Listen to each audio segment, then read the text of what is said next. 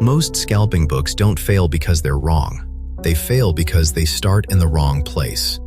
They start with trades. Always with trades. Traditional scalping education follows the same workflow. Here's the market. Here's a chart. Here's a setup. Here's an indicator. Here's an entry. Here's a stop. Here's a target. Here's an example trade. Everything is trade first. Risk gets added later. As a rule, as a number, as a reminder. Risk 1%. Use a stop. Control your emotions. In this world, risk is treated as a decision, not as a system property. This book didn't start with trades. It started with systems. Because scalping doesn't fail at the level of entries. It fails at the level of structure. And that difference matters.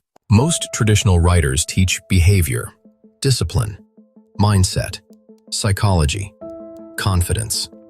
The assumption is simple. If you behave better, you'll trade better. But scalping fails even when people are disciplined, because speed overwhelms cognition, execution degrades, liquidity changes, losses cluster, errors propagate. This is not a behavior problem. It's a physics problem. Speed, exposure, liquidity, feedback, failure modes. That moves scalping out of psychology and into engineering. Traditional scalping treats risk as a number. Pick a stop. Calculate size. Risk X dollars. Hope fills behave. This framework treats risk as a machine. Where does exposure enter? How does it accelerate? Where does it compound? How does it propagate? Where does it break systems? This is not risk management. This is risk mechanics. The study of how risk behaves inside a moving system. Most scalping books optimize winning. Win rate, reward to risk, entries, edge. This work optimized survivability, damage limitation, loss velocity, error containment, operational continuity, reducing cascade failures and preserving capital. Traditional scalping asks, how do I make money? This work asks, what conditions allow money to be made at all? That is a foundational shift. Traditional books teach traders to react, wait, enter, manage, exit, repeat.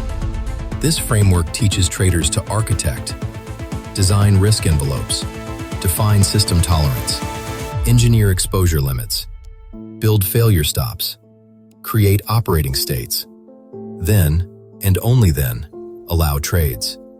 The system comes first. The trade becomes a test of the system. Traditional scalping writers teach people how to take trades.